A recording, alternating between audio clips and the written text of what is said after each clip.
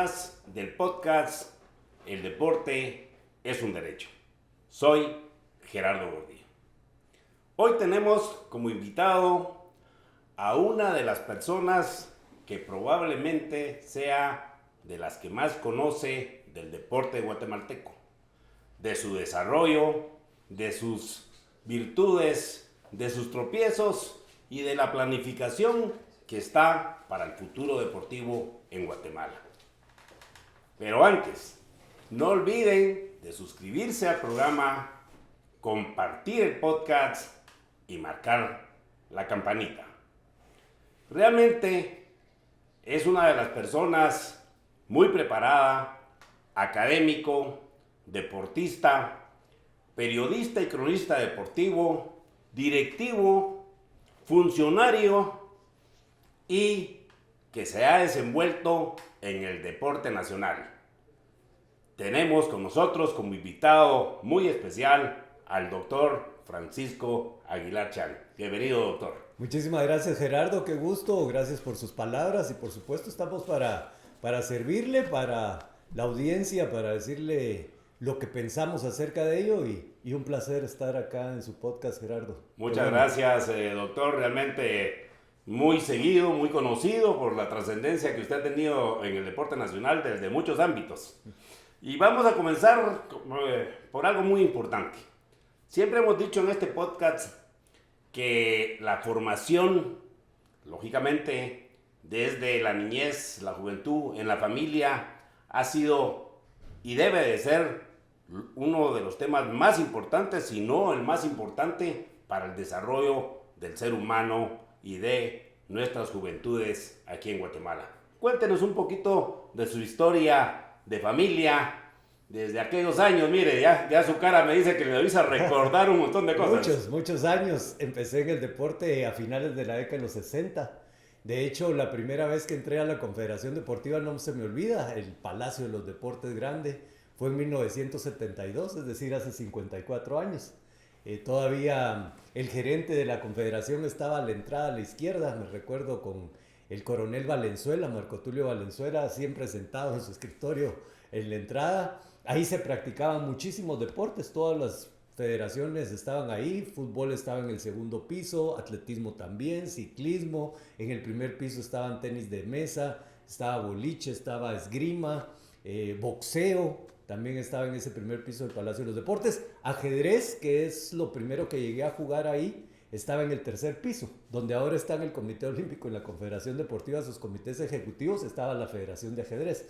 Poco a poco fue migrando alrededor de la Ciudad de los Deportes, algunos deportes fuera de la Ciudad de los Deportes como el fútbol en el Proyecto Gol, y nosotros también empezamos en el fútbol desde la edad escolar, pasamos a jugar posteriormente en la segunda división durante 5 años, fue maravilloso para mí porque al mismo tiempo era estudiante universitario. Softball empezamos a jugar desde los 15 años, softball también estaba en el primer piso al lado de tenis de mesa y por supuesto se jugaba ahí en la zona 15, llegamos a jugar en Liga Mayor en la década de los años 80, boliche también jugábamos, en la Federación de Boliche prácticamente se practicaba en Boliches Bell y posteriormente hicieron Bolerama, ya ninguno de los dos existe, pero eran los boliches en los cuales se jugaba. Llegué a ser seleccionado centroamericano y jugué en Costa Rica en 1980.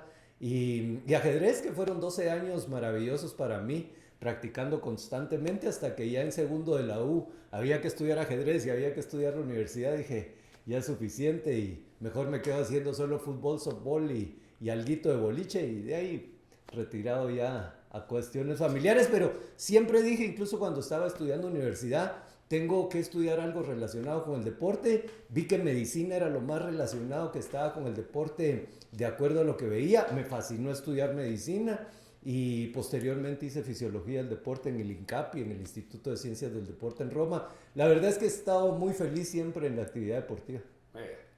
Con lo que nos dijo es una vida completa, pero, Sí. pero al principio, de niño, siempre le ilusionó hacer deporte. ¿Cómo comenzó? ¿Qué apoyo tuvo de la familia? Mi papá es el personaje absoluto en el deporte para mí.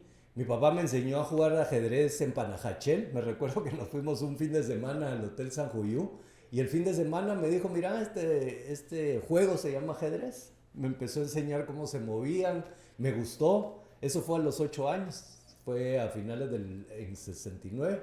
Y entonces empecé a jugar cuando en el 72 fue lo de Fischer y Spassky, pues toda la gente quería jugar ajedrez, era la gran batalla entre Estados Unidos y la Unión Soviética en ese momento. Se hicieron simultáneas de más de 400 jugadores, me recuerdo acababan de inaugurar el centro comercial de la zona 4 y ahí se hicieron muchas simultáneas, ya nos metimos a la Federación de Ajedrez, pero mi papá nos llevaba a las sabatinas de atletismo, al Diamante Enrique Torreviarte. Éramos de los pocos que íbamos a todas las cosas, íbamos al voleibol, al básquetbol, por supuesto no faltaba el fútbol. Me llevó desde que tenía como 4 o 5 años. Me recuerdo que la primera vez, o una de las primeras veces que fuimos, comí una naranja con pepitoria y me hizo mal. Y me recuerdo que vomité ahí en el estadio y me llevó cargado afuera de la casa, que vivíamos por la zona 1, por la 17 calle, o sea, cerca del estadio. No, mi papá fue la figura fundamental. Tanto que, y me recuerdo mucho de usted porque usted y su hijo también compartieron evidentemente cuestiones deportivas. Y con mi papá prácticamente todo, tanto que él todavía, en mis inicios de cada deporte, jugó conmigo softball, jugó conmigo ajedrez, jugó conmigo fútbol. Es decir, fue un compartir absoluto. Mire, con esta pregunta me está respondiendo lo que comentábamos antes de entrar a cámaras y yo le digo, doctor, usted, y lo dije al principio acá también, que es tal vez una de las personas que más sabe del deporte por la retentiva que tiene, me decía usted, es que hemos estudiado para esto. Pero lógicamente, mire el principio, ¿con qué deporte comenzaron? Su papá, qué visión, le llevó un jueguito de ajedrez. Y jugar ajedrez no lo hace cualquiera, pues desde ahí alimentó esa mente brillante que usted tiene y su familia también, porque tiene su programa con su hermano. Y cuando los escucho es como escuchar uno y otro, por igual. Felicitaciones por esos inicios y pucha, realmente eso que hiciéramos todos, que la niñez y la juventud entrara. No a todos los deportes como el doctor, que entren a uno, que sigan, si no se puede con uno, que busquen el que realmente es su vocación, pero que practiquen deporte. Eso es lo que necesitamos. Todos los que hemos practicado deporte, doctor, hay momentos que nos marcan la vida. ¿Qué momento fue para usted cuando dijo usted, el deporte, aquí me voy a desarrollar? Yo creo que fueron todos los momentos. Mi mamá me dice de que cuando estaba por nacer yo en 1962, antes no era como ahorita que acabamos de ver el Mundial de Fútbol, en el que podemos ver todos los partidos, no. Cuando me estaba esperando mi mamá en el 62, estaban pasando lo que había sucedido 4 años antes en el Mundial de Suecia 58, llevaron películas en los cines y dice que fueron a ver la película y yo le pateaba el útero constantemente durante la película. O sea que yo siento de que a uno lo trae las cuestiones que quiere hacer. Y indiscutiblemente desde pequeño creo que me gustó esto. Me cuenta también mi mamá que cuando se transmitía la Vuelta a Guatemala, yo me pegaba ahí a la radio y empezaba a mencionar los nombres de los ciclistas. Tenía como 4 o 5 años. Es decir, uno se emocionaba. Mis tíos, que mis abuelos tenían un almacén de tela y nosotros vivimos como 5 años en el almacén, tenían la inventiva, eran ingenieros y pintaban en los envoltorios grandes que tenían los almacenes de telas, pintaban las etapas. La Guatemala Teculután, la Sololá Quetzaltenango, la Guatemala Reu, hacían todas las etapas. Y como era almacén de telas, tenían botones, hacían los ciclistas con botones. Entonces, toda esa emoción yo digo que lo va contagiando a uno y finalmente es algo natural que uno llegue a gustarle el mundo del deporte. Entonces, para mí yo siento que fue natural, pero además siempre los fines de semana nos preguntábamos qué vamos a hacer de deporte. Era lo que ahora desafortunadamente no veo. El hecho de que los niños, los jóvenes, están más pendientes del celular, claro, de la pantalla televisiva, que de las posibilidades de irse a esforzar afuera. Y por eso una de las cosas importantes, yo he estado 2 veces en el viceministerio, es la construcción de parques recreativos. O sea, uno de los sueños fundamentales, y dejamos esto hecho en el viceministerio para que existan parques en cada uno de los departamentos, es hacer parques como el Parque Eric Barrondo o el Campo Marte en cada uno de los 22 departamentos del país. Es indispensable. Y yo no diría en cada uno de los 22 departamentos. En cada uno de los 340 municipios de Guatemala debe haber un parque recreativo importante, como por ejemplo el de La Sabana en Costa Rica, pero para mencionar lo nuestro, como el Eric Barrondo y como el Campo Marte. Claro. Doctor, a usted, muchas de las personas y por sus funciones últimas que ha tenido, lo conocen como funcionario, otros como periodista, pero antes que todo, un joven apasionado por el deporte. ¿Cuándo decide usted pasar de deportista a periodista y a cronista deportivo? Fíjense que nunca lo decidí, siempre fue como natural, fueron como pasos naturales, bueno, y a veces las coincidencias de la vida. Jamás creí que iba a ser periodista deportivo, siempre creí que iba a estar primero como deportista, posteriormente haciendo algo profesional directamente en el deporte. Por supuesto, el periodismo deportivo es una profesión también, pero nunca pensé que lo iba a hacer hasta que un día se casó un compañero, que por cierto fue ministro de Economía, Sergio de la Torre, y al final del casamiento viene otro compañero y me dice, fíjate que yo soy el productor de la revista Crónica y no tenemos quien nos escriba deporte. Entonces le dije, bueno, si querés escribo deporte, nunca he escrito para algo periodístico, eso fue en abril de 1988. Y le llevé el escrito y entonces me dijo, se lo voy a pasar al director, que es Richard Eichenher. Se lo pasó a Richard y Richard me llamó. Me dijo, mira, no me gusta cómo lo escribiste, pero siento que sí sabes de deporte. Y entonces necesito que lo escribas así, de esta manera, de esta otra, y hacer el próximo, que era precisamente para la eliminatoria mundialista, el partido Cuba contra Guatemala, que era en el Pedro Marrero, que fue gol de Magua Dávila, que ganamos 1-0. Y lo escribí, y me dijo, así es como quiero que escribas, y de ahí me quedé, abril del 88 hasta ahorita, o sea, 38 años.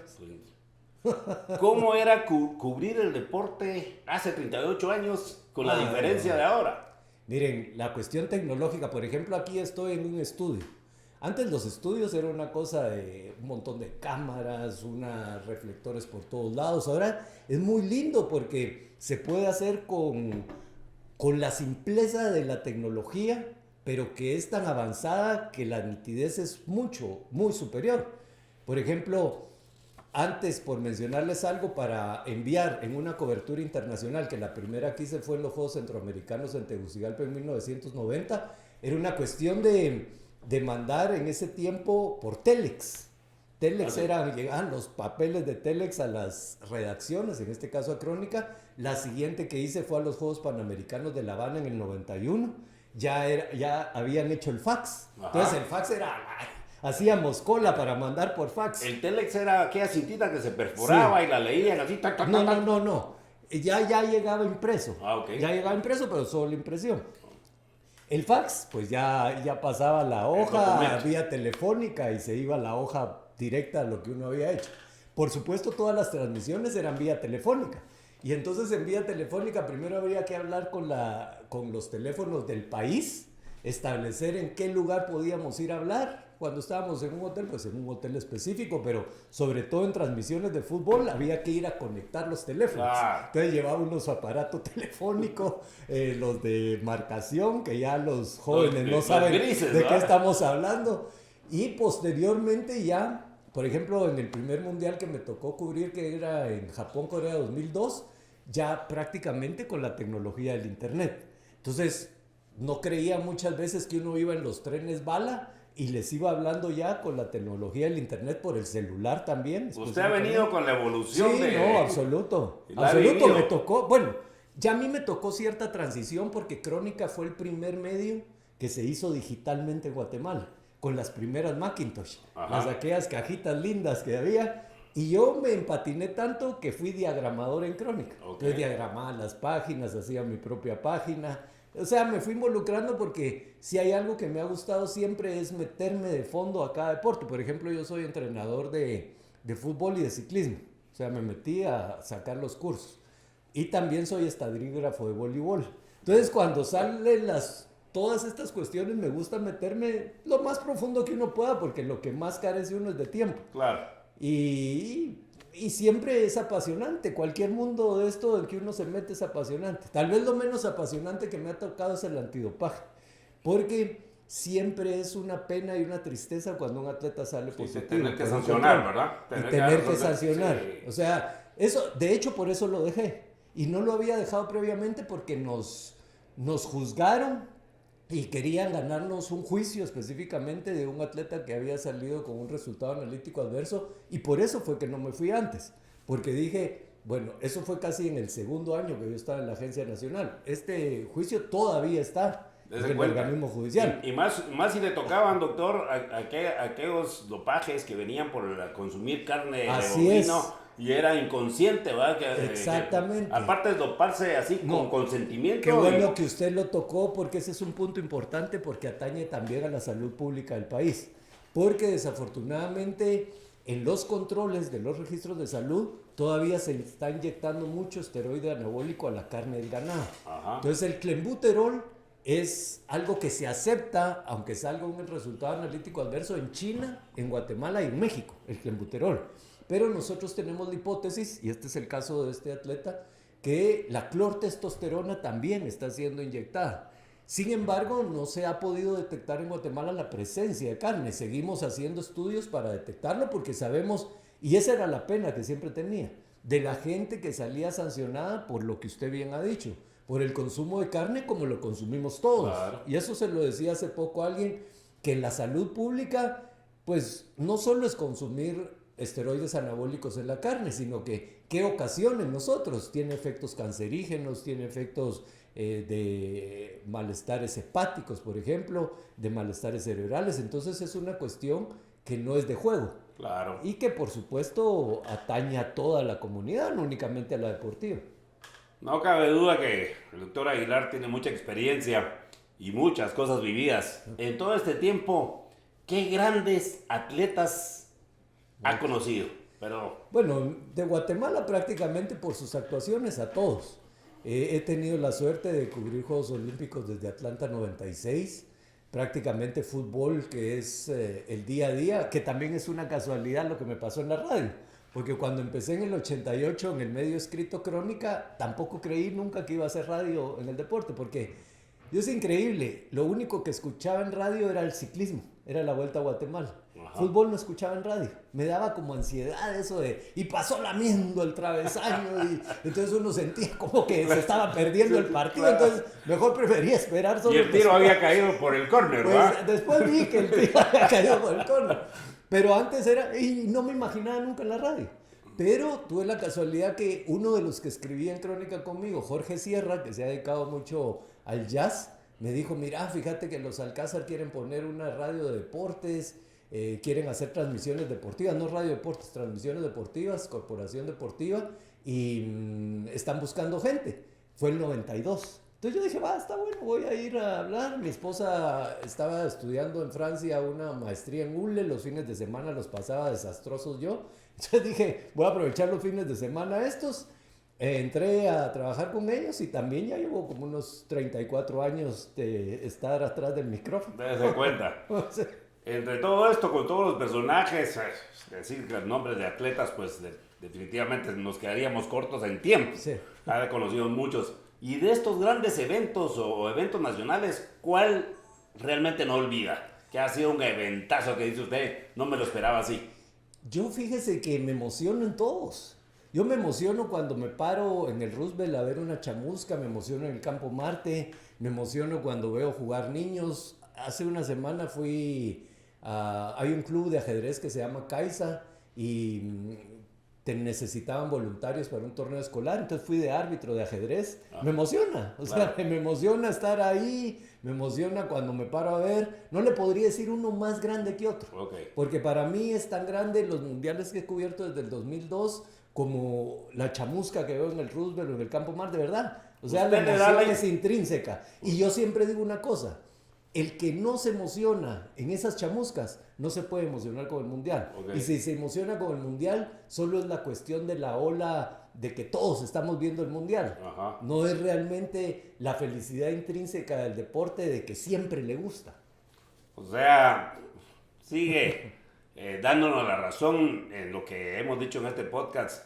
Para usted es importante cualquier evento. Sí. Así de la chamusca. Y hay que cubrirlo de la misma manera. Claro. Es una de las cosas que siempre les digo a todos los colegas periodistas, que Si ustedes quieren llegar a cubrir bien un campeonato del mundo, tienen que cubrir muy bien el día que les toque ir a Siquinalá, Claro. el día que les toque ir a Champerico, el día que les toque ir a Camotán, el día que les toque ir a Morales. Se tiene que cubrir de la misma manera profesional, Claro. porque entonces va a ser natural para ustedes cubrirlo bien cuando lleguen al gran evento. Claro, o sea, es lo importantísimo, la importancia que tiene el deporte a todo nivel. No importa, como decíamos, un evento pequeño, la chamusca en la calle, en el Roosevelt, en el Barrondo, en el Mateo Flores, en el Azteca, en el MetLife Stadium, en el Allianz Arena. Es para usted, esa es la importancia que debe tener realmente. Y yo creo cada que deporte. usted lo ha vivido con su hijo, por ejemplo. Que yo estoy seguro que fue tan importante pasar por el fútbol italiano, por el fútbol brasileño, por el fútbol chileno, por el fútbol guatemalteco, y que en todo momento trató de dar lo mejor. Claro. Porque eso es lo que uno aprende. Yo por eso ajedrez le tengo también tanto cariño, porque uno tenía que jugar igual de bien cuando jugaba en cuarta división como cuando estuvo ya en el torneo de maestros. Igual, porque un error que uno tenga en cualquier partida y puede perder contra cualquiera. Claro. Y una de las cosas que le enseña el deporte es que se pierde más de lo que se gana. Sí, una de las lecciones fundamentales en el deporte para uno es el poder aprender que ganar y perder son impostores, que lo más importante es el juego y el aprendizaje que uno tiene para la vida. Claro. Bueno, la experiencia deportiva definitivamente es grande, pero después de todas estas historias, doctor, y su vivencia directamente deportiva, ¿en qué momento o qué sintió o cómo vivió después de estar en la práctica, en la narrativa, estar adentro, dirigiendo como directivo, porque fue directivo de equipos de fútbol y de algunos otros tipos de equipos, pero también fue funcionario público? ¿Cómo fue ver desde adentro el manejo del deporte, doctor? Bueno, como funcionario público hay una cuestión fundamental que siempre tiene que guiarlo a uno. Está trabajando con el dinero del pueblo. Es decir, cada centavo que entra ahí tiene que ser bien gastado porque está uno trabajando con el dinero que alguien más aportó con su sudor.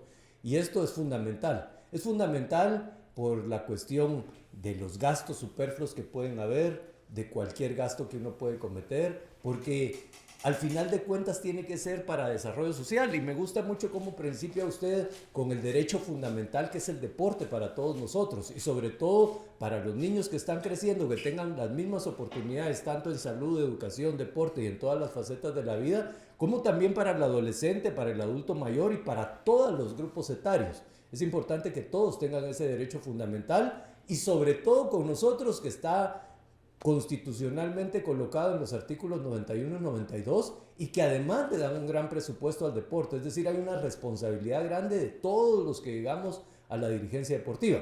Por otro lado, es la dirigencia privada, que es, por ejemplo, clubes de fútbol o equipos de ciclismo donde he estado, en los que uno tiene que conseguir el dinero para que esos jugadores, para que esos ciclistas puedan activamente hacer ese deporte específico.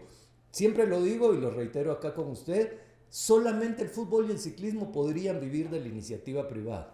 Todos los demás deportes, y lo vemos ahorita con los Juegos Centroamericanos y el Caribe, necesitan la asignación constitucional porque en la mayoría de casos no tienen el patrocinio deportivo. No hay patrocinadores, ¿no? Casi siempre es en los deportes de conjunto donde, por ejemplo, nos juntamos a jugar softball. A nosotros cuando estábamos adolescentes, Renault, la marca francesa de carros, nos patrocinaba. Pero si uno mismo tiene que pagar, se va haciendo difícil poder continuar. Sí. Es más, se va colocando uno en equipos que sí están patrocinados. Si no, no puede hacer la práctica deportiva. Hemos tenido aquí a varios deportistas, ya me dio con los papás, con la familia, y dicen, por decir algo, patinaje artístico. Un juego de patines, mira, me cuestan $2,000, $2,500, ¿y de dónde lo voy a sacar? Pues, porque por más que me ayude, y eso que tienen algunas becas dentro del sistema federado y de alto rendimiento, pero no se puede, me dice, entonces tenemos que buscar ingeniarnos para seguir apoyando a los hijos, porque el deporte de conjunto, como dice usted, el fútbol, por tantos patrocinadores y lo mediático que es, ahí llega más el recurso, ¿verdad? Y bien fundamentado en los artículos 91 y 92, sin dejar el principal, que es en el capítulo 2 de la Constitución Política de la República, el sexto derecho fundamental del guatemalteco es el deporte. Por eso el podcast, como lo repetimos, el deporte es un derecho fundamentado en la Constitución Política de la República. Realmente, doctor, ¿cómo llegó a la dirigencia deportiva? También por casualidad. Estos han sido... Lo que pasa es que siempre digo que uno tiene que estar preparado. Prepararse en todas las áreas. Yo había sido profesor de Solidaridad Olímpica en 1993. Yo era parte de la Academia Olímpica Guatemalteca porque me habían visto que escribía mucho acerca de olimpismo, entonces me invitaron. Tasso Hajidudú, que era agregado cultural de la Embajada de Francia, me invitó, fui con él, fuimos parte de la Academia Olímpica Guatemalteca y en el 93 Solidaridad Olímpica mandó que quería hacer cursos de Solidaridad Olímpica como profesores de administración deportiva. Me metí al curso, fui por 30 años profesor de cursos de administración deportiva en Solidaridad Olímpica y en 1999, en octubre del 99, Otilia Luch de Cotí, que había sido designada por Alfonso Portillo como ministra de Cultura y Deportes, me llamó por instancia de un recordado comandante guerrillero que era el comandante Chacatay. Le dijo que me escuchaba en unos programas de deporte y que creía que les podía decir más o menos cómo estaba la estructura del deporte. Llegué con doña Otilia y le presenté cómo era la estructura del deporte, cómo estaba asignado constitucionalmente, qué recibía cada institución. El Ministerio de Cultura y Deporte recibe el 25% de asignación constitucional de todo el presupuesto. Y entonces me dijeron a quiénes cree que podíamos llevar al viceministerio. Yo les dije 5 personajes, les mencioné. Creo que este y este. Y ya, muchas gracias y hasta la vista. 2 semanas después, que eran 3 días antes de asumir, me llamó doña Otilia y me dice: fíjese, Patojo, que nos gustó cómo nos dio la charla y ¿será que no quiere usted venir? Entonces, que no vengan esos 5, venga usted. Sí. Entonces le dije, pues la verdad es que no lo sé, me encuentro en una posición tranquila, le dije, profesionalmente, pero ¿cuánto pagan? Pagaban menos de lo que yo ganaba afuera, pero le dije, está bien, yo siempre he pensado que es una responsabilidad para quienes recibimos educación universitaria poderlo trasladar administrativamente como funcionarios públicos. Si es que toca la oportunidad, tocó la oportunidad, le dije que sí, acepté y esa fue la primera vez que estuve en la administración. ¿Qué tan diferente es analizar el deporte desde afuera y tomar decisiones desde adentro? Bueno, la administración pública, porque he hecho administración privada toda mi vida. La administración pública es difícil fundamentalmente porque no solo es la administración pública per se, sino que también es el factor político alrededor de la administración pública. Yo creo que sobre todo tenemos en este año 40 años de democracia. La democracia es importante para cualquier comunidad, para quienes no vivieron en dictadura. Creo yo que es importante mencionarles, y ya la mayoría de patojos, porque estamos hablando de 40 años, han vivido en periodo democrático, entonces no saben lo que es vivir en dictadura. Vivimos dictaduras militares durante la mayor parte del siglo XX, pero la democracia tiene que consolidarse. Desafortunadamente no se ha consolidado, y no se ha consolidado porque ni el organismo judicial es independiente y eficiente, ni la administración del Ejecutivo lo es, ni tampoco lo legislativo ha marcado una pauta correcta para el país. Entonces los 3 poderes del Estado no lo hacen correctamente. Creo que tenemos que refundar el Estado guatemalteco, que esos 3 poderes sean mejores para el servicio de la población, y es básicamente ahí donde creo que también la administración pública es muy importante y trascendente. Claro. No cualquier persona se puede jactar o tener el gran orgullo de haber sido viceministro en 2 ocasiones. Algunos posiblemente en diferentes viceministerios. Usted afortunadamente en el mismo viceministerio que ha sido el viceministerio del Deporte y la Recreación en el Ministerio de Cultura y Deportes. La primera vez en el 2000, en el año 2000, y la segunda vez ahorita en el 2021, 24. Que acaba de dejar ese ministerio. ¿Qué diferencia encontró de cómo lo dejó y cómo lo encontró? Una diferencia sustancial, absolutamente.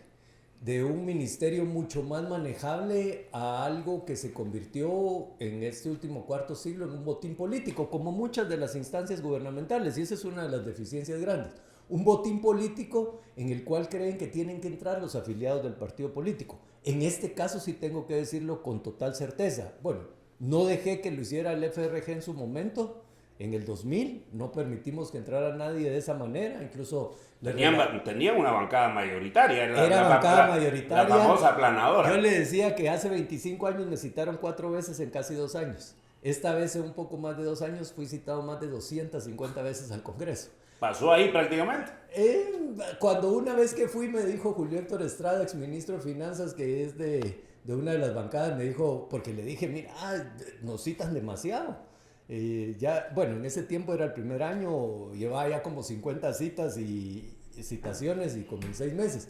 Y entonces me dice, mira, sí es bastante, pero yo como ministro de Finanzas un año tuve 210 citaciones.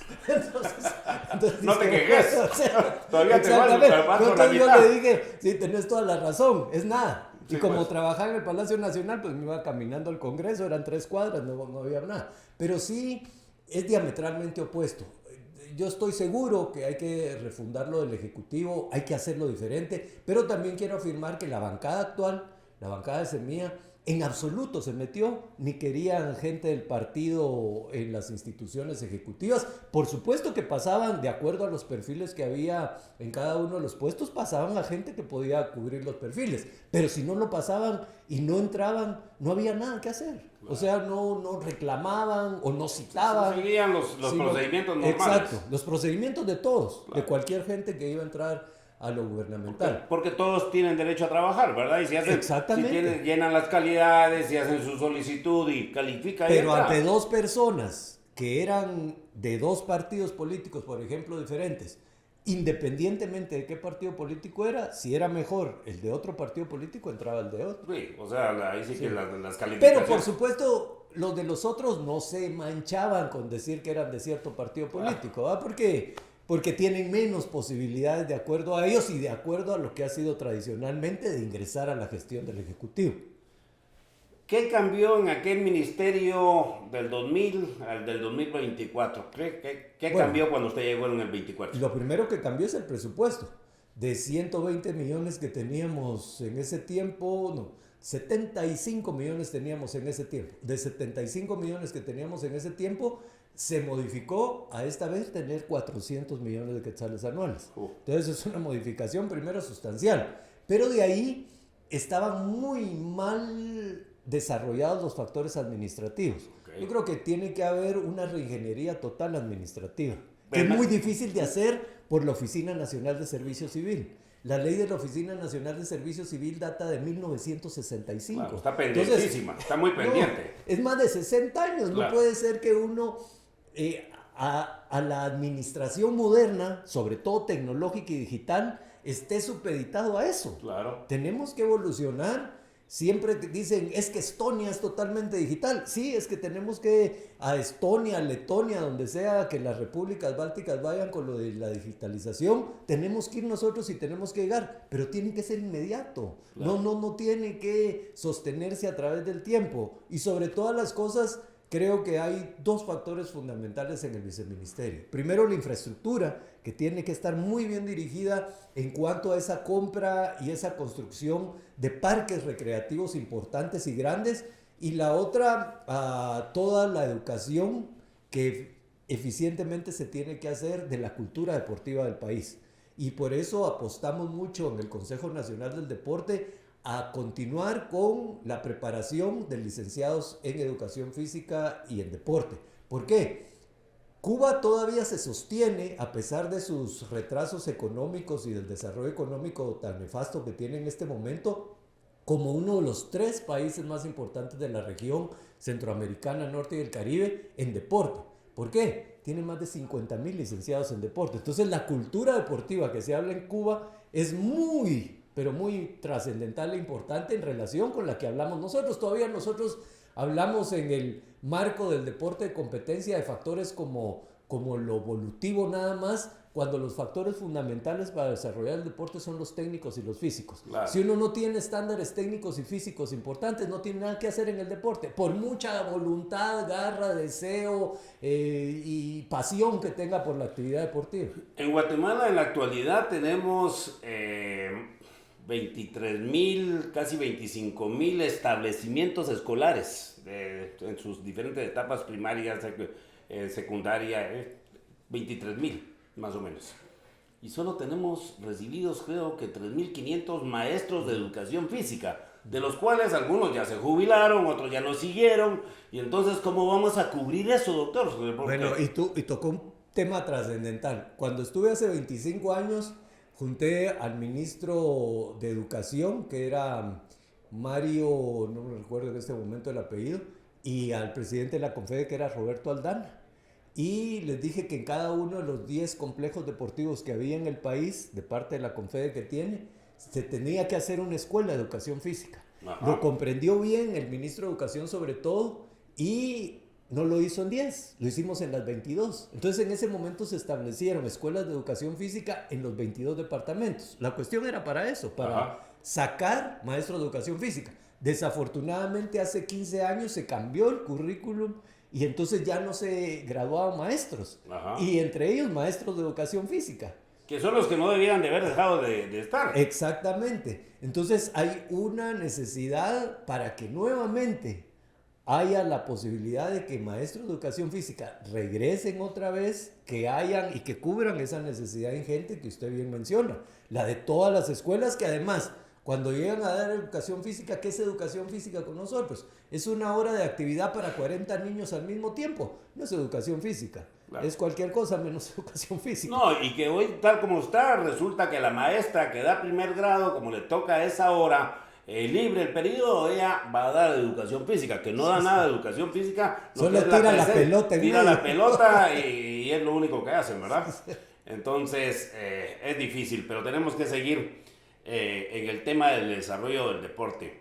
Guatemala necesita una política de Estado del deporte. Recientemente, y usted fue uno de los impulsores de eso, fue presentada la Política Nacional de Educación Física, la Recreación Física y el Deporte 2025-2040. Más allá del gobierno que la impulsó, ¿por qué es importante para Guatemala esta política, doctor? Primero, porque se recibe mucha cantidad de dinero y se tiene que canalizar correctamente. Eso es lo primero administrativamente. Lo segundo, el derecho fundamental, que es el deporte, la educación física y la recreación, como usted menciona constantemente en su blog. Eso es la segunda posición. Y la tercera, que es un factor nutricional que es importante. Guatemala tiene los peores índices estadísticos de desnutrición y malnutrición, obesidad, en Centroamérica y Panamá, que estamos hablando de la región poco desarrollada de todo el continente americano. O sea, estamos hablando de que tenemos los peores índices en el sector regional, que los tiene peores en Latinoamérica.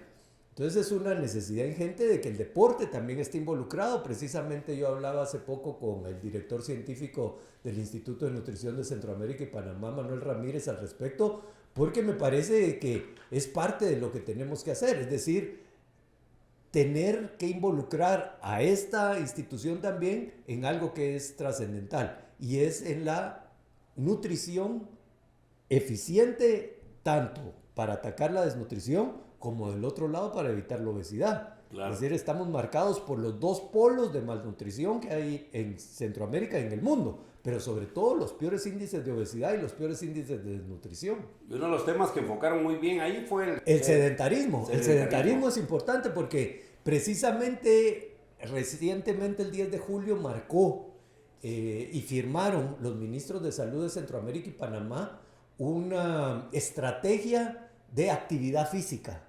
Una estrategia de cómo hacer que hagamos más actividad física. Por ejemplo, ahorita nosotros estamos grabando en un cuarto piso. Yo ya no subo nunca el elevador. Entonces me subí por las gradas. Porque es una actividad, si uno quiere dar el ejemplo, eso es lo primero que tiene que dar. Entonces es una actividad que tiene que hacer uno consistentemente. Sobre todo quienes ya somos mayores de 60 tendemos a ese sedentarismo, no hacemos una gran práctica deportiva, lo que tenemos que hacer en cuanto a tiempo. Claro, y todo en esta política estaba incluida la educación física, el deporte para todos, el deporte federado, la descentralización, lo abarca, ¿verdad, doctor? La niñez, la juventud, para tener buenos ciudadanos, o sea, esa política para eso está dirigida. Sí, y que independientemente, yo siempre se los decía en las sillas del Consejo Nacional del Deporte, no importa quién esté sentado en esta silla del Ministerio de Cultura y Deporte, en esa otra silla de Educación Física, en la silla de la Confederación o del Comité Olímpico, tiene que ser una política direccional donde no importa qué es lo que piensa el partido político en el gobierno, sino que tiene que importar a dónde vamos como instituciones que queremos, sobre todas las cosas, que todos los guatemaltecos hagan actividad física. No hemos mencionado una población que es casi el 15%, que es la población con discapacidad, que es importante que también tenga una actividad física trascendental en cualquiera de las discapacidades que tenga. Que regularmente es el medio más adecuado para que ellos se puedan desarrollar, ¿verdad? Exacto. Integrarse de nuevo. Sí, se integran y se desarrollan, sí. ¿Verdad?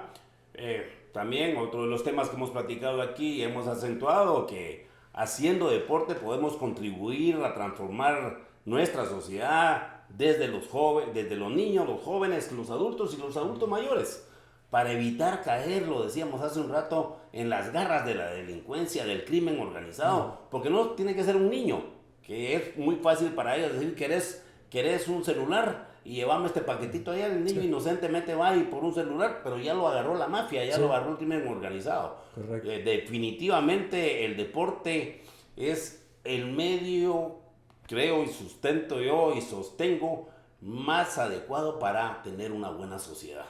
Porque haciendo deporte, que es más que deporte, vamos a tener buenos ciudadanos, doctor. Sí, aquí lo leo entre líneas con lo que dice, está hablando de principios y valores. Es decir, si hay algo que marcó, siempre me junto con alguien, bueno, no siempre, me junto poco con esta persona que creo que tiene mucho que ver en mi formación, que fue mi primer entrenador de fútbol, ya en una etapa de cierta competitividad, que fue Jorge Mario Mengíbar, que por cierto estuvo con Topografía Nacional, y me decía, y le compartía yo, que las grandes lecciones de la vida las aprendí en el campo. Es decir, la solidaridad con el compañero, claro. el trabajo en grupo, también el trabajo individual, porque se practican deportes de conjunto individual. De hecho, el deporte de conjunto es la suma de las individualidades importantes que tiene cada equipo. Y entonces uno a través de eso aprende principios y valores. Eso no quiere decir que también el deporte tenga los dos polos de las cuestiones. Victoria, derrota, saber ganar y saber perder, porque como lo vimos en la final del Campeonato del Mundo, no todos saben ganar ni todos saben perder. Claro. Entonces, eso es una lección que, a pesar de ser atletas que vienen desde los 5 años de edad y en un alto rendimiento, no conocen cómo ganar o no conocen cómo perder. Son lecciones que se aprenden, pero creo que el deporte también está supeditado por todo el entorno social. Y si el entorno social no está educando hacia eso, también empuja al deporte a esas conductas nefastas, a esas conductas que son impropias. Creo que lo hemos vivido, usted y yo que fuimos al estadio desde la década de los 60, fuimos viendo cómo el deporte desafortunadamente fue involucionando a que el aficionado cree que se llega a insultar y no a apoyar, Claro. que se llega a proferir cualquier cosa de amenazas y no a entender el juego. Y eso definitivamente también lo vemos en el entorno social con las redes sociales. Claro. O sea, usted mira tanta gente que insulta y muchas veces más gente que insulta que la que edifica o que trata de aportar algo bueno. En el deporte nos topábamos con lo que usted dice, de que como no lo puedo hacer afuera, en este recinto deportivo, como estoy pagando mi entrada, tengo la libertad de decir y hacer lo que quiera contra quiera. Y eso no es así, pues, ¿verdad? Porque todo se puede hacer lo que nos permite la ley hacer, lo contrario no. Y está la difamación, los insultos y todo, que también, pero es la sociedad, el entorno social. Y precisamente yo siempre he creído, y estoy seguro que usted también, y por eso lo impulsó, que el deporte debe ser una política de Estado, no una política de gobierno, Sí. ¿verdad? Una política de Estado que me atrevería a decir yo que yo la llevaría al Congreso y que se firmara una ley para que no se pudiera cambiar esa política de Estado, porque lo que pasa en Guatemala, este gobierno está haciendo esto, firmó la política del deporte, de Estado, pero el otro dice, como no es la mía, yo no lo hice, entonces ya no voy a hacer esto, me voy a ir por el otro lado. Y lo que se logró comenzar a construir aquí, se estanca, se queda como todos los monstruos, los elefantes blancos que están ahí tirados y muchos sin terminar, doctor. Precisamente por eso era la importancia de firmarla, porque en 40 años de democracia nunca un presidente había firmado una política nacional del deporte, y el presidente Arévalo lo hizo. ¿Esperamos que la continúen? Sí. La cuestión es lo que usted bien dice. Vienen otros y dicen tierras arrasadas, ya lo que hicieron los otros no sirvió absolutamente para nada, vamos a hacer lo que nosotros creamos que se debe hacer. Y no sigue en esa direccionalidad que tiene esa política. Pienso yo que también hay algo importante, y es que el decreto 7697, que el próximo año ya va a tener 30 años, que es la ley del deporte, tiene que tener varias modificaciones, y la ley del deporte tiene que tener ya varias modificaciones. Ya hay cuestiones como la elección de las directivas del deporte federado que no están lo más correctamente hechos. Siempre digo de que quienes tienen que escoger, elegir a sus dirigentes son los atletas. Claro. Y aunque se hace de manera indirecta en las federaciones a través de las asociaciones departamentales, siguen siendo ellos mismos los que se escogen entre sí. Entonces no puede tener esa perspectiva la elección del deporte federado. Tiene que haber un voto electoral colegiado donde los atletas tengan como mínimo un 50% de la relevancia del voto, y no como ahora es que no tienen ninguna. Claro, no, con usted, bueno, ya en la trayectoria política, deportiva que hemos tenido tiempo de trabajar y platicar anteriormente, coincidimos en eso. No puede ser posible que el deportista no pueda elegir y votar por sus dirigentes en el porcentaje que sea, porque si no van a decir el fútbol va a poner a la... Pero es que eso lo iba a decir, no vamos a hacer como hace el fútbol, el porcentaje de voto del futbolista es 4%, entonces es como que no vote. Ajá. Entonces sí. Es igual no votar. No, pero le decía, entonces hay que hacer una nueva ley, y usted sabe que yo propuse, y ahí se quedó con un buen dictamen, una iniciativa de ley, que es la 4177, donde se veía el tema eleccionario, y algo más importante que el tema eleccionario directamente del voto, era quién lo dirige. El Tribunal Electoral del Deporte Federado depende del presupuesto que le asigne la CAG, es juez y parte. Yo como tribunal no me voy a pelear con el que me está dando de comer, pues. Claro. Es más, la secretaria de ese tribunal es secretaria de la CDAG. Todos esos cambios están propuestos ahí. Definitivamente hay que renovar esta ley. El que lo haga, pues que lo impulse. Hay varias iniciativas, pero hay que recopilarlas y hacerlas, cambio, ¿verdad, doctor? Sí, bueno, desde hace 25 años estamos atrás de eso, porque siempre vimos la manipulación que se hacía de la ley electoral del deporte federado, y que se sigue haciendo desafortunadamente, y es uno de los cambios fundamentales que debería existir. La cuestión es que por la misma autonomía de cada una de las federaciones deportivas, cada quien ya está haciendo su sistema electoral de acuerdo a lo que le conviene, y autorizado por su federación internacional. Ajá. Y como sus federaciones internacionales le dan autonomía, ya no puede intervenir incluso en ocasiones como se ha hecho el gobierno central. Porque si autoriza el gobierno central alguna intervención, entonces suspenden a esa federación nacional, como pasó recientemente con el fútbol. Lo creo, y desde ese punto de vista también tengo mi criterio. Aquí realmente las cosas como son. Aquí se va a hacer de tal y tal forma porque hay fondos públicos. Exacto. Tiene que rendir cuentas. No, yo siempre digo lo mismo. Entonces aquí habría que sentarse con esas federaciones internacionales que son las mamás o de las federaciones nacionales y asociaciones, y decir, mire, correcto, pero si se cumple con esto y esto y esto, estoy de acuerdo que lo hagan, porque si no se va a volver un libertinaje.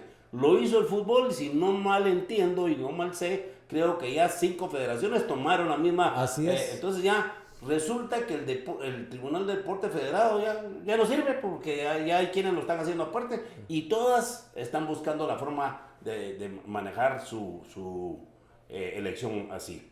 Doctor, en el Plan Nacional del Desarrollo del Deporte, en esta política, hay algo que me llama mucho la atención y que es un punto bien importante. Ahí está planificado hacer 4 ciudades deportivas a nivel nacional. Esto realmente, ¿cuál fue la necesidad o el por qué se planificó de esta forma? La necesidad es que quienes hemos visitado los 22 departamentos del país vemos que hay una deficiencia de parques deportivos o complejos deportivos en el país. Los complejos deportivos no son solo una necesidad ambiental, deportiva, recreativa y de educación física, sino que también son parte del desarrollo mismo de las comunidades. Entonces, al decir 4 ciudades deportivas, era en solamente 4 departamentos. Nosotros planteamos que como mínimo deberían de ser 12, pero en la posibilidad de infraestructura que existía actualmente en la ley de compras y contrataciones, que también es una rémora absoluta que existe porque ya solo ciertas empresas conocen el know-how y saben cómo entrar y entonces están cooptados prácticamente todos los mecanismos de compras y contrataciones, tiene que ser más abierto. Y por eso partíamos de que el Programa de Naciones Unidas para el Desarrollo es el que tenía que entrar a construcción de esas ciudades deportivas.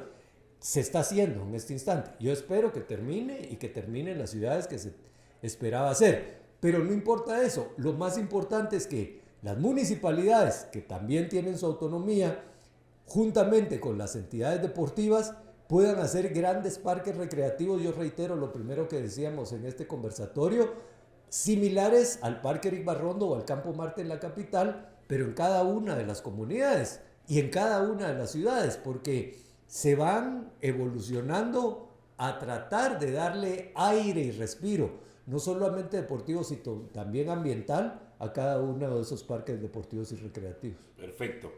Las 4 ciudades deportivas están destinadas para llevarse a cabo o construirse en Zaragoza, Chimaltenango, Los Amates, Izabal, Las Cruces, Petén y Jutiapa. Sí. Pero lo más interesante de esto es que no solamente son instalaciones de alto rendimiento, también buscan convertirse en espacios de recreación y de impulso para tener mejores jóvenes con mucha salud y entretenimiento deportivo, doctor. Sí, esa es una de las cosas que observábamos, es que y por eso es que tiene que estar gente ligada al deporte, porque una de las primeras contrariedades con la que nos encontrábamos es que mencionaban que una escuela no podía estar cerca de un parque porque entonces lo iban a utilizar las escuelas, la educación física, y los parques eran del Ministerio de Cultura y Deportes. Entonces yo les recordaba a la hora de entrar que en el 2013 se formó y se firmó una resolución en la cual todas las instalaciones deportivas eran interinstitucionales, independientemente de, por supuesto, las que son de la Confederación Deportiva, tienen que una actividad del deporte federado mayoritaria, igual las que son del Ministerio de Cultura y Deportes para lo recreativo, el deporte para todos, y las de educación física para el Ministerio de Educación o la educación física per se, pero todas se pueden manejar entre todos, es decir, para quienes van al Parque Eric Barrondo del Campo Marte, lo miran prácticamente deshabitado de lunes a viernes. Entonces yo les decía, pero ¿cómo no pueden venir las escuelas que no tienen los campos recreativos en sus respectivas comunidades a practicar acá? Para eso están hechos también esos campos, para que todos los guatemaltecos sean los que lo utilizan.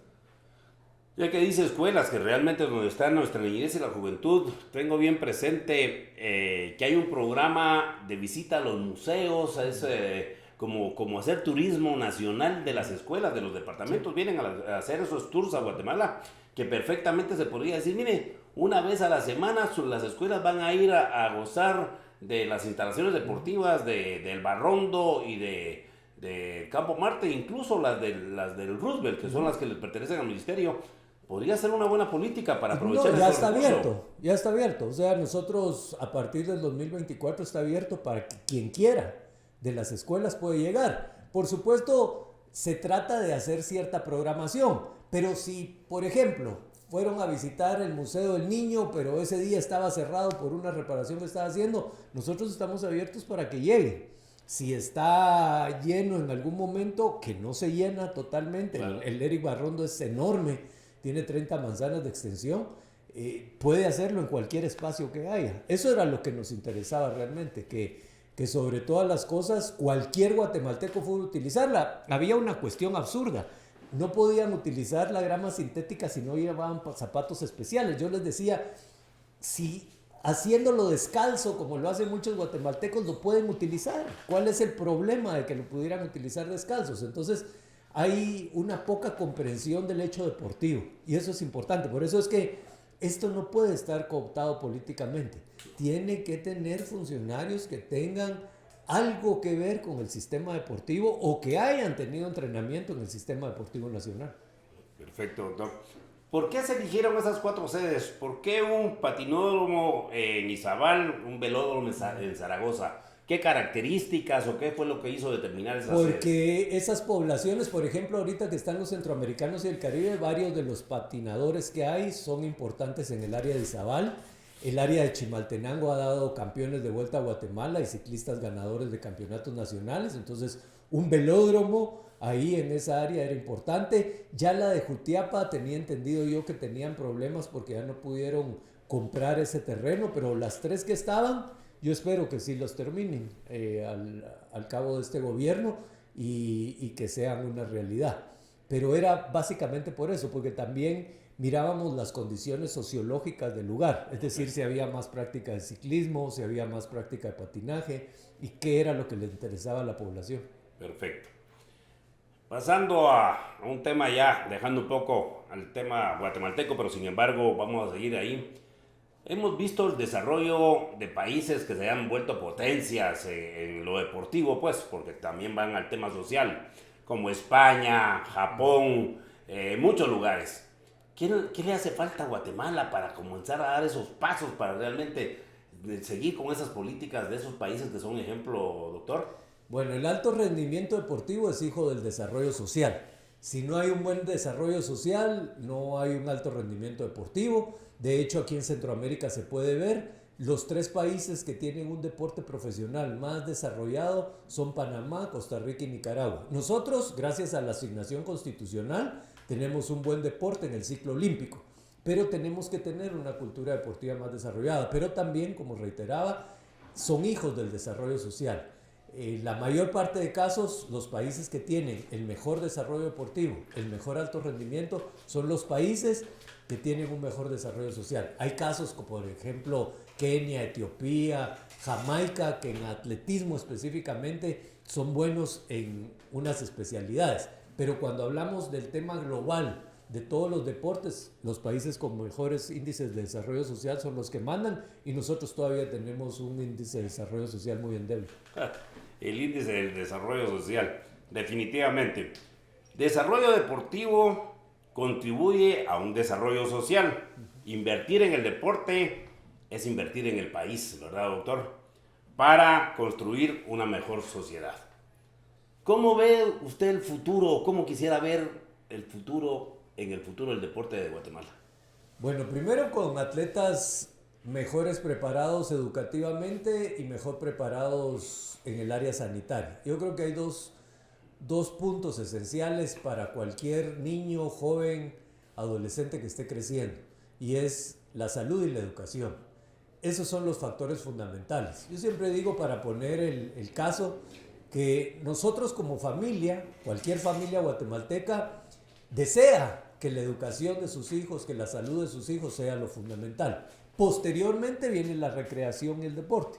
O sea, ya completados estos 2 puntos tan trascendentales, el siguiente es que tengan una buena actividad física, porque si no, hijo de la malnutrición son las enfermedades crónicas no transmisibles, claro, como la diabetes, las enfermedades cardiovasculares, incluso el cáncer. Entonces, todas estas pueden tener un paliativo con la actividad física general. Y son importantes porque también afectan el tema de la salud, y por eso es que los ministros de salud del área habían firmado hace poco el enfoque estratégico para la planificación de que haya más actividad física en Centroamérica, porque eso es trascendental para todos nosotros. pero yo creo que más que el desarrollo deportivo es el desarrollo social en orden de prioridades. El desarrollo deportivo va a coadyuvarlo. Es como lo que finaliza esa entrega de que sean ciudadanos que tengan salud y educación. Perfecto. Para ir finalizando, doctor, después de tantos años, de tanta experiencia vivida y realmente puesta en práctica en los diferentes puestos que usted ha estado como dirigente, como deportista, como funcionario, ¿cuál es el legado del deporte para usted? No lo he reflexionado como muchas cosas de la vida, pero el legado es básicamente una vida entregada al deporte porque fue un placer siempre hacerlo, fue un placer siempre verlo y sigue siendo practicarlo. Yo hay un compañero de juego prácticamente desde los 8 años que todavía jugamos en ocasiones tenis y la verdad es que seguimos siendo tan felices como cuando agarrábamos la pelota de fútbol de 8 años y eso es lo que nos emociona a él y a mí. Pongo a este amigo como referencia porque creo que es lo mismo, por ejemplo, también para mi papá. O sea, mi papá, que fue el que me inició en todo esto, sigue haciendo a sus 90 años de edad, todavía sigue saliendo a correr. Entonces es indudable que el deporte ha sido trascendente transversalmente en nuestras vidas. Todavía es lo que nos junta muchas veces el fin de semana para ver un partido de fútbol sobre todo, o cualquier otra actividad deportiva porque nos gusta la mayoría, y que nos sigue ligando emocionalmente y también en la práctica general, que sabemos que es también importante para cada uno de nosotros. El legado, yo le diría que es eso, tratar de practicar algo y sobre todo hacerlo a través de la vida, que este lindo país nos lo ha permitido hacer. Perfecto.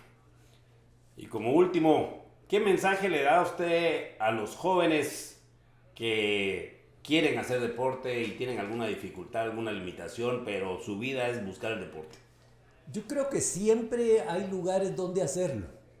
En toda la práctica no hay excusa para que se diga, fíjese que es que no hay lugar. Siempre hay algún lugar donde uno puede practicar deporte. Incluso yo siempre pongo a pensar, uno que pasa como funcionario público en ocasiones está expuesto no solo a las difamaciones, a la diatriba, a las acusaciones infundadas, Claro. e incluso puede parar uno en la cárcel. Sí. Entonces uno siempre se imagina, ¿y qué hago si estuviera en el tambo? Entonces dice, aunque fuera en un espacio de 3x2, uno puede hacer despechadas, puede hacer abdominales. O sea, si uno vive en un lugar de 4x4, me ha tocado vivir en lugar de 4x4, puede hacer actividad física. O sea, aparte de que tiene también parques... Aparte es competir. Y aparte si tiene actividad para hacer alrededor, pues todavía mejor. Claro. O sea, si hay actividades físicas y parques alrededor, todavía mejor. Pero digamos que tuviera esa limitación y viviera en un 4x4, puede hacerlo ahí.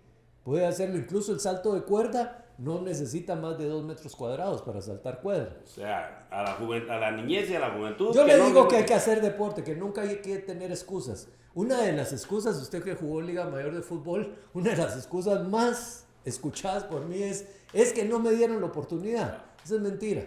Todos los que llegan tienen su oportunidad, Claro. pero hay que demostrarlo ahí. Digamos que, por supuesto, la gente ya grande que ha sido titular en Liga Mayor o suplente en Liga Mayor no quiere que le quiten el puesto. Por supuesto. Ese la va a pelear hasta lo último. Es que es un trabajo. Exactamente. Hasta el mismo trabajo. Pero es un trabajo muy limitado. Claro. Porque, miren, el alto rendimiento es para un porcentaje de la población mínimo. Cuando estamos hablando del alto rendimiento, estamos hablando del 0.1% de la población. Es decir, muy poca gente se puede dedicar a eso. Pero para llegar a esos puestos hay que llegar bien preparado. Yo me recuerdo alguna vez en la tipografía en 1981, que estábamos en el proceso de selección de jugadores, que llegaban muchos que no aguantaban ni el proceso de calentamiento. Claro. Entonces yo decía, y después estos van a ser los que van a salir diciendo, no me dieron la oportunidad. Papá, pero si ni siquiera aguantaste el proceso de calentamiento, ¿cómo querés que después te den chance en la chamusca? No, y lo primero son las críticas, pero ¿por qué no van a la colonia si ya está aquel que es bueno? Pero cuando llegan al estadio solo miran el estadio, ya no les tiemblan las Sí, piernas exactamente. por no tener una preparación. ¿Y a las familias, doctor? ¿Cuál es el mensaje de las familias que el apoyo Bueno, de los jóvenes? las familias, lo primero es, ahorita que fue el Mundial, desafortunadamente muchos no saben perder y castigan a toda la familia. Es decir, en este sistema patriarcal que todavía tenemos, el hombre sobre todo, en este sistema machista también, cuando pierde su equipo, hace sufrir a todo el entorno familiar. Entonces es importante para la familia, ahí es la clave de saber ganar y saber perder. Es decir, uno en la derrota y en la victoria tiene que ser mesurado siempre. Reconocer al rival, respetar al rival, como respeto a mis vecinos. Por eso Claro. es que el deporte es tan hermoso, porque si uno sabe respetar al rival, sabe respetar al vecino, sabe vivir en convivencia. Y además de eso, tiene que estimular a la práctica la educación física y los juegos en general. Los juegos, no estoy hablando del deporte, la educación física y la recreación. Los juegos, el juego, como bien lo decía Johan Huizinga en Homo Ludens, el juego es parte fundamental del ser humano. Yo me imagino el hombre de las cavernas, y me imagino el hombre de las cavernas llegando de haber cazado con su familia ahí metida en la cueva, y que en algún momento se querían recrear de otra manera. Claro. No había visto a su familia durante todo el día porque tenía que ir a buscar carne, porque ahí La había que comida, cazar. la comida. Había que cazar. Y llegaba con la casa que había tenido, pero al mismo tiempo disfrutaba de ver a Claro. los hijos, disfrutaba de ver a la esposa, etc. Creo que esa convivencia familiar nace alrededor del juego. Y por eso lo primero que hay en las cuevas son las pinturas rupestres de la cacería. Y la cacería era un acto de actividad física. Y llegar a la casa es un acto de recreación. Perfecto. Y creo que eso es importante. Doctor, realmente, mire, interesantísimo para hacer programas con usted. Realmente ha sido un momento muy importante, uno de los podcasts que creo que nos va a nutrir a todos. A mí en lo personal, platicar con usted es dedicar tiempo, como le decía. Estamos terminando. Muchas gracias por habernos acompañado en un episodio más del podcast El Deporte es un Derecho. No olviden de suscribirse al programa, al canal, compartir el podcast y darle OK a la campanita. Este fue un episodio más del Deporte es un Derecho. Que estén bien, mis amigos. Saludos.